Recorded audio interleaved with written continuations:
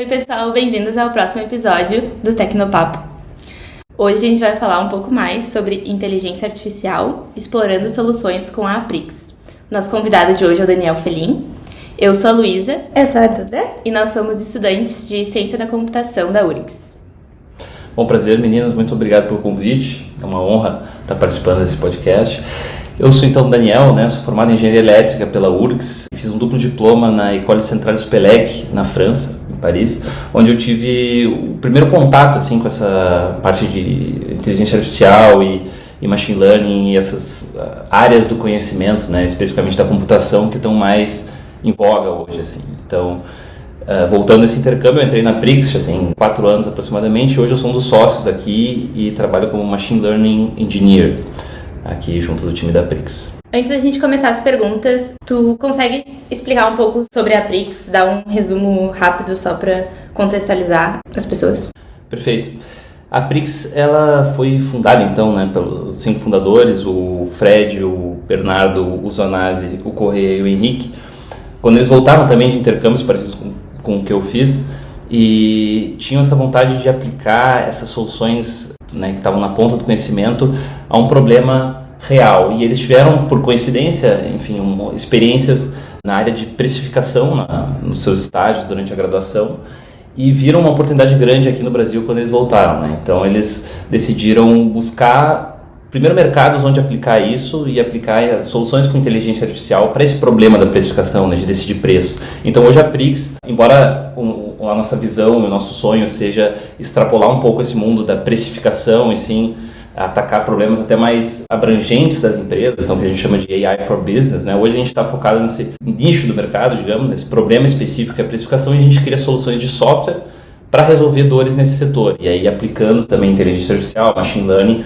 para resolver esses problemas. De maneira geral, é isso. Para abrir, então, as perguntas, a gente tem algumas aqui. A AI é muitas vezes vista como algo mais distante, para o público. Como que tu explicaria o funcionamento básico de machine learning para quem é leigo, para quem não tem muito contato? Começamos com uma pergunta bem tranquila já, Mas enfim, acho que para começar, eu acho que é interessante entender a diferença, a semelhança e a diferença entre IA, inteligência artificial, e machine learning, Porque a gente, é um tema que está bastante na moda, digamos, então tem bastante termos que a gente acaba usando de maneira intercambiável, que não querem dizer exatamente a mesma coisa, mas que é legal então a gente definir bem aqui, eu acho. IA, inteligência artificial, é um conceito bem mais amplo, Ele, na verdade, não tem uma definição exata e clara para todos os casos, mas ele basicamente diz respeito a tudo que reproduz, de alguma forma, a inteligência humana, por máquinas, ou seja, computadores, então inteligência artificial. E aí a gente entra na discussão o que é inteligência, Então, por isso também não é muito claro, não é um conceito muito bem definido, então aí a gente tem uma grande gama de coisas que acabam entrando dentro de inteligência artificial. Então eu diria que é basicamente sistemas com inteligência artificial são sistemas que reproduzem comportamentos, ações humanas, principalmente, que requerem essas nossas qualidades cognitivas, digamos, por máquinas e principalmente computadores, E machine learning, ele é um ponto mais específico de inteligência artificial, então ele está contido dentro da inteligência artificial. É uma das maneiras com que a gente pode fazer inteligência artificial usando machine learning, que é o aprendizado de máquina, que é basicamente são na verdade algoritmos e métodos matemáticos, estatísticos, para a máquina aprender a partir de experiências passadas, que na prática são dados.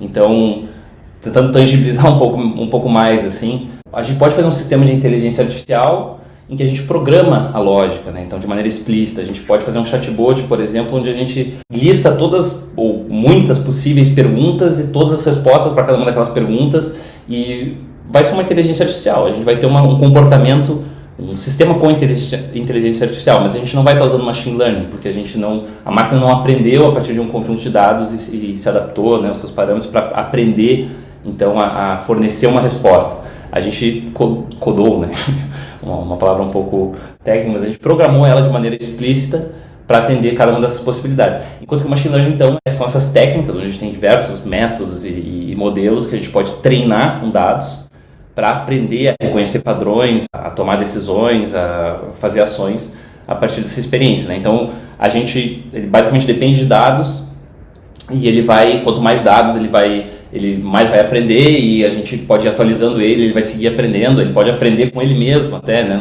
em alguns métodos mais específicos, mas é basicamente essa a diferença. Então, voltando para o início da pergunta agora, de maneira mais resumida, como funciona o machine learning, assim, para quem é leigo? É realmente um processo de aprendizado, né, por isso o nome, então ele é análogo ao processo de aprendizado humano, onde a gente aprende olhando, né, tendo experiências, sejam nossas ou de outras pessoas, né, mas a gente aprende com experiência a reconhecer esses padrões, a dar respostas a coisas.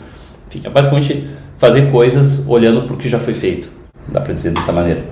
E aí isso pode se dar de diversas formas, tem diversos tipos de dados, diversos tipos de método aplicados a diversos problemas, então também é um tema bem amplo, né, mas um pouco mais específico que inteligência artificial. Sim.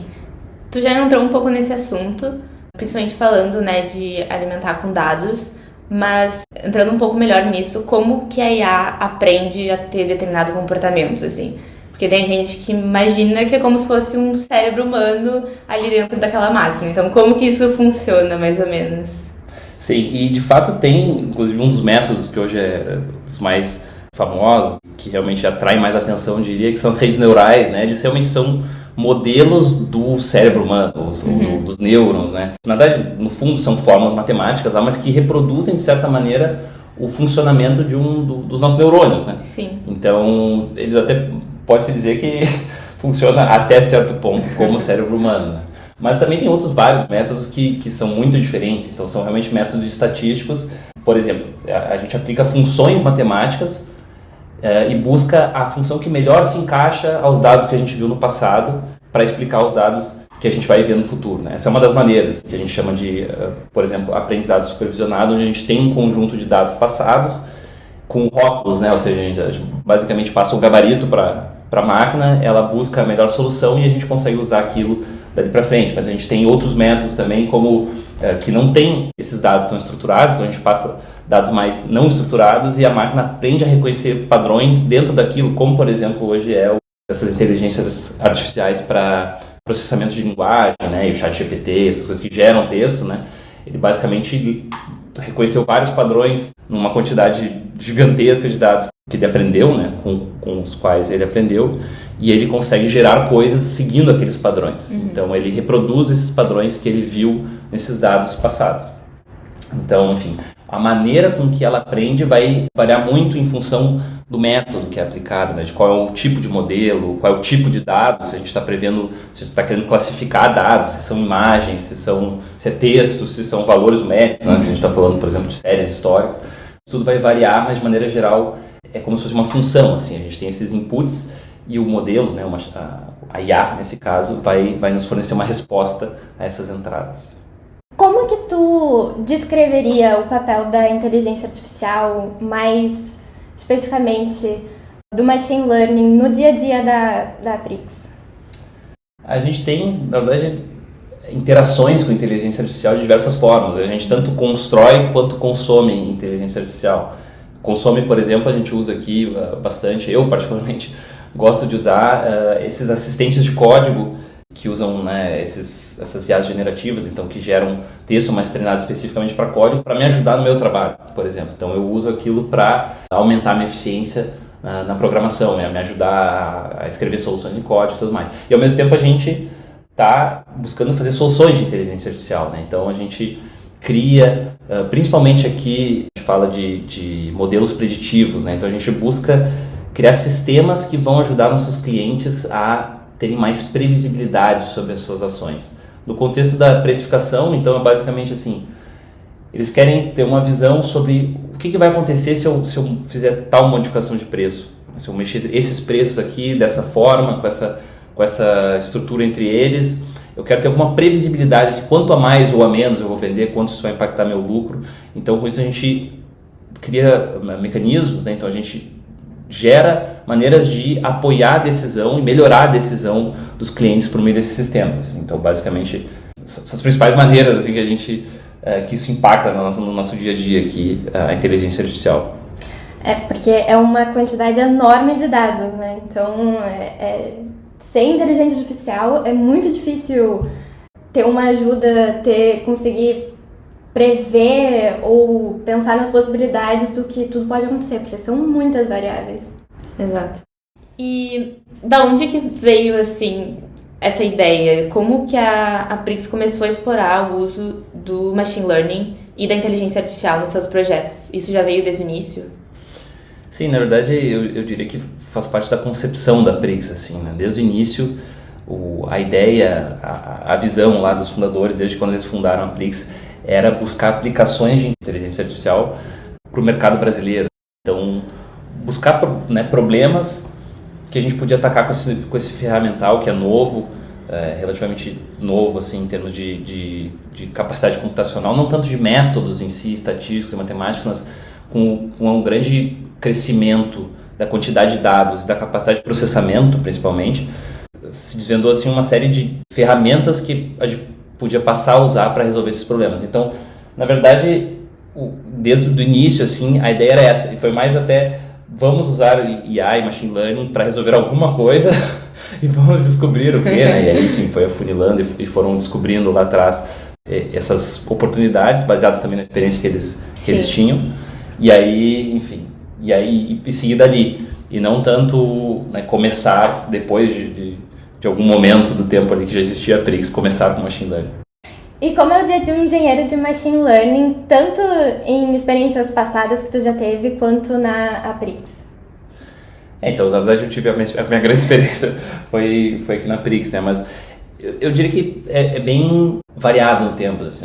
Então, eu especificamente, que estou aqui já há 4 anos, assim, eu já tive a rotina em si, ela muda bastante, né? Porque os problemas vão mudando e a gente vai se adaptando e trabalhando em novas soluções. Mas, de maneira geral, enfim, é muito focado na programação, né? Então, a gente tem um planejamento ali mais no dia a dia com o nosso time de produto e com, enfim, os outros times de apoio ali de CS, onde a gente vai pensando o que a gente precisa ou desenvolver de apoio para o cliente e também, principalmente, né, desenvolver o nosso produto. Então, tá fazendo código para incrementar essas soluções, para criar novas funcionalidades. E a partir disso, a gente vai quebrando, né, de funções de valor gerado para o cliente e para o produto, para tasks mesmo, né, ou tarefas que a gente vai ter que desempenhar ali no dia a dia e com definições de requisitos técnicos e tudo mais. E aí a gente tem isso, né, em times relativamente pequenos, assim, então de 3, 4, 5 pessoas, onde a gente tem uma troca diária e vai coordenando esses desenvolvimentos e vai ajudando um outro e revisando o código e pensando junto em soluções para problemas.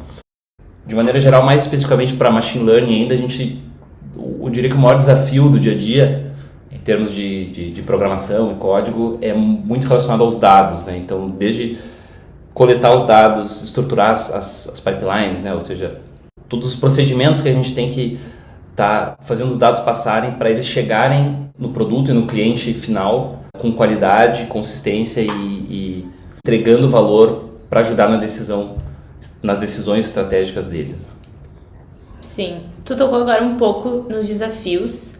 Se puder falar um pouco mais sobre esses desafios e como a empresa lida com eles, e principalmente também sobre a imprevisibilidade que pode surgir no uso de inteligência artificial, né? Porque a gente sabe que nada é 100% correto ou previsível. Então, como que é lidar com isso, assim, no dia a dia? Esse é um ótimo ponto, assim, que eu diria que diferencia muito o Machine Learning e Data Science de desenvolvimento de software mais tradicional, né? Que a gente tem esse componente da imprevisibilidade. A gente trabalha muitas vezes com modelos probabilísticos, ou seja, em oposição a modelos determinísticos, onde sempre, se a gente fizer a mesma coisa, a gente vai ter o mesmo resultado.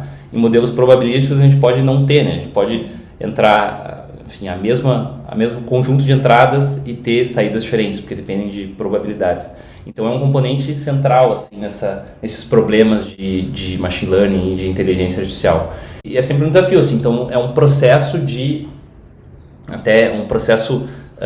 iterativo muitas vezes, né, de estar testando coisas, vendo os resultados e tendo que possivelmente testar outras coisas e descobrir novos métodos e buscar novos dados.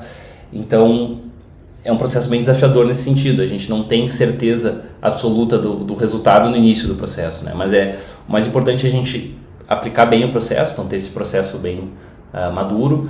O cliente, muitas vezes, ele tem que também estar sensibilizado de que não é uma varinha mágica e um desenvolvimento de software tradicional onde a gente consegue definir perfeitamente o que vai acontecer e refinar e entregar exatamente o que era esperado, porque tem essas incertezas, a gente só consegue saber o quão bem aqueles dados vão alimentar os modelos depois de treinar e testar, então a gente não tem como saber algumas coisas a priori. E é um desafio grande, mas, enfim, faz parte dessa abordagem, né, de machine learning e inteligência artificial. A gente falou de várias etapas assim que o projeto passa, tanto com a parte de lidar mais direto ali com os dados, quanto a parte de código, quanto a parte de testes, agora que tu comentou. E qual etapa tu acha que de um projeto de IA geralmente surge os maiores desafios técnicos? Boa pergunta. Enfim, como eu até acho que eu já dei algum insight, o maior desafio normalmente surge nessa parte dos dados, né? Porque eles que alimentam esses modelos e esses métodos. Os métodos estatísticos, os modelos já foram desenvolvidos, testados, treinados enfim, e bastante provados, né, várias vezes no tempo por várias pessoas diferentes e vários problemas diferentes. Então eles são tem muito mais certeza neles. A gente tem que, obviamente, saber entender, saber usar, saber interpretar eles, mas o que sempre é novo em cada problema desses são os dados. Então a gente tem que olhar para os dados, entender onde estão os problemas, entender o que eles conseguem resolver, o que de fato a gente tem para trabalhar, o que falta, e muitas vezes aí a gente descobre, né, problemas que a gente não tinha visto inicialmente, e a gente tem que buscar algum tipo de solução, buscar outras fontes de dados, às vezes trabalhar mais os dados, né, então tirar mais daquilo que a gente tem, aplicar métodos de transformação, combinar dados, enfim. Eu diria que a maior dificuldade normalmente surge nesse ponto. E na verdade, assim, durante todo esse processo, assim, dá para dizer que assim, 80% do esforço, né, do tempo mesmo, gasto trabalhando e programando enfim, criando valor, é gasto nessa parte de preparar bem os dados, porque são eles que vão alimentar o modelo vai aprender com eles, então eles têm que ser bons, né? Então tem vários ditados e vários mantras no data science, né? Do tipo trash in, trash out, ou seja, se tu fornecer dados ruins para o modelo, a resposta só pode ser ruim, a resposta não vai ser boa. Então tu precisa prezar bastante pela qualidade dessas entradas, daquilo que o modelo vai usar para aprender de fato. Sim. E como é o processo, falando agora um pouco do outro lado, né, do cliente, como é o processo de entender as necessidades dele e transformá-las em uma solução em IA? Porque eu imagino que aquela pessoa também não tem tanto conhecimento, precisa da ajuda de vocês e expectativas precisam ser alinhadas. Como que funciona? É um ponto-chave também, porque ele foge também daquele conjunto de habilidades mais clássicas de um desenvolvedor, né? Na verdade, alguém que vai fazer esse processo de data science, que a gente chama, né, ciência de dados, que é criar e treinar e aplicar esses modelos de machine learning, precisa ter também essa capacidade de não só programar e tecnicamente criar essas estruturas, esses sistemas de inteligência artificial, mas ter essa capacidade de negócios, de entender de fato do ponto de vista do negócio qual é o problema do cliente, ou seja, o que de verdade ele quer resolver, ou o que vai atender as expectativas dele, quais são as dores, onde tem mais valor para ser gerado, e como traduzir isso para o sistema de inteligência artificial. E aí envolve comunicação, envolve juntar esses conhecimentos de diferentes frentes, né? Então esse conhecimento técnico com esse conhecimento de negócios e de mercado, e até esses soft skills, né? Ou seja, essas habilidades mais de estar lidando com as pessoas, né? Com as pessoas que tocam o negócio do cliente e tudo mais. Então, enfim, é um processo também desafiador nesse sentido, assim, que requer habilidades diferentes da de desenvolvimento de software mais tradicional e só programar de fato. Sim, com certeza. E eu imagino que quando os clientes eles chegam para vocês para alguma solução, eles têm às vezes umas expectativas muito altas. Vocês já lidaram com casos de expectativas irreais de clientes? Bastante, assim. Ainda mais que hoje existe essa, como eu falei, né, entre aspas, está na moda enfim, bastante em voga essa tendência de soluções com inteligência artificial, por mais que muitas vezes nem se precise de fato de machine learning e tudo mais, mas então muitas vezes a gente tem esse contato e essas demandas de clientes que na verdade querem IA, né? Não sabem nem exatamente qual é o problema, como resolver, mas eles querem inteligência artificial porque isso que está todo mundo falando e é o que há de mais avançado, né? Então eu diria que a primeira abordagem nossa assim, é já nesse primeiro contato, então na verdade lá o comercial, né? Tem como princípio bastante essa questão da transparência, então deixar bem claro para o cliente desde o início, antes mesmo dele virar nosso cliente, né? O que a gente pode de fato oferecer, entender o problema dele já de maneira inicial, entender se faz sentido, porque se não fizer sentido se a gente vê que o cliente tem um problema, tem uma expectativa que é totalmente irreal e não faz sentido com o que a gente faz, a gente não vai ganhar contratando ele para não entregar e ele nos contratando, né, para a gente não entregar e no fim ter uma quebra de expectativa, enfim, e a gente despendeu esforço naquilo. Então desde o início já alinhar essas expectativas e tratar essas expectativas irreais assim com bastante transparência. Então deixar claro o que é que a gente de fato consegue fazer, o que a gente pode tentar, né, onde está a incerteza, o que nossas soluções atacam. E mesmo assim, às vezes, a gente, né, por se tratar muitas vezes, no nosso caso, de corporações grandes, então a gente, né, tem várias personas, vários players ali que acabam participando desse processo de venda e que acabam tendo algum contato com a nossa solução como um todo. Volta e meia tem alguém que tem uma expectativa de que a IA vai ser mágica, né? Que vai resolver todos os problemas de forma perfeita. E aí se trata também, é muito desse soft skill que eu falei também. Então com transparência, deixar claro assim, e não querer vender algo que a gente não consegue fazer. É basicamente isso, deixar isso bem claro. Sim. Tu pode nos contar um pouco sobre um projeto interessante que a Prix realizou utilizando inteligência artificial? Tem vários, né? Pensando num que eu participei até há um tempo atrás, quando a gente estava descobrindo muito esse produto para corporações de precificação. Então, porque a gente começou, na verdade, no setor de combustíveis e a gente migrou para alguns outros setores, mas teve um projeto especial que eu acho que é bem interessante, que a gente variou um pouco para atacar um problema no setor de serviços. Então, no setor de seguros automotivos, onde a gente tinha, né, historicamente, o setor de seguros, ele tem assim, toda uma ciência quase, né, para calcular as probabilidades de sinistro e tudo mais. Eles são muito avançados realmente nesse sentido de calcular o que na prática para eles é o custo, né? Ou seja, a probabilidade de alguém ter um sinistro vezes o custo que aquilo seria é o custo lá de um cliente X que vai fazer um seguro do carro dele. E isso eles tinham muito bem desenvolvido. Mas, na verdade, nós, né, os consumidores, a gente não faz a menor ideia de qual é esse custo. A gente não tem essa capacidade. Então, a gente não sabe qual é o nosso custo. E a gente vai olhar na prática, quando a gente for contratar um seguro, a gente vai olhar para o preço que está sendo oferecido. Né? A gente tem, enfim, o serviço ali de seguro e tudo mais, a gente olha para o preço e toma uma decisão. Então, a gente fez um projeto para criar um modelo, né, de machine learning para conseguir otimizar o preço do seguro oferecido para um cliente. E por que foi muito interessante também? Porque foi uma precificação a nível individual, né? É uma dinâmica em que o cliente chega no corretor, ele dá uma série de informações e ele recebe uma cotação específica para ele. Que é diferente, por exemplo, do preço de uma empresa de bebidas lá, que vai definir preços para uma região, um canal, enfim, de maneira mais... Nunca vai ser para um cliente específico, né? Então, a gente tinha uma grande quantidade de dados, a gente tinha todos esses dados que vinham desse cliente no momento da cotação, a gente tinha dados históricos, a gente tinha esses dados de custo que eles calculavam, né, com essa ciência lá dos seguros, do sinistro. E a partir disso a gente conseguiu treinar esses modelos que, primeiro, eles previam, né, baseado no cliente que chegava no corretor e nas informações que ele dava.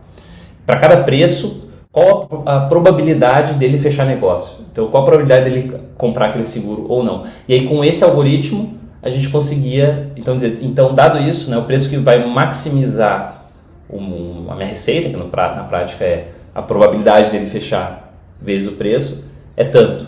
Né? Então já é um sistema um pouco mais complexo, a gente tem um algoritmo e aí otimiza o valor em cima disso. Mas enfim, é um exemplo também de aplicação mais prática, assim, que a gente realmente trabalhou num nível bem avançado em termos de metodologia, né, de modelos que foram aplicados e quantidade de dados. Sim. Era um cliente que tinha particularidades que vocês não tinham explorado ainda, então foi um desafio novo. Exatamente.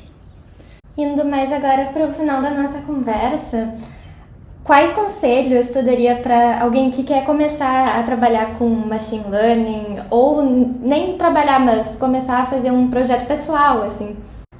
É uma ótima pergunta. Eu diria que, obviamente, tem que ter uma base técnica, né? Então, não precisa nem ser um curso de ciência da computação, como vocês fazem mais especificamente, até porque hoje a gente não tem muitos cursos que tocam nesse tema, né, de machine learning, inteligência artificial, acaba ficando mais restrito para esse curso de computação. Mas assim, ter uma base técnica mais de exatas, obviamente, é importante.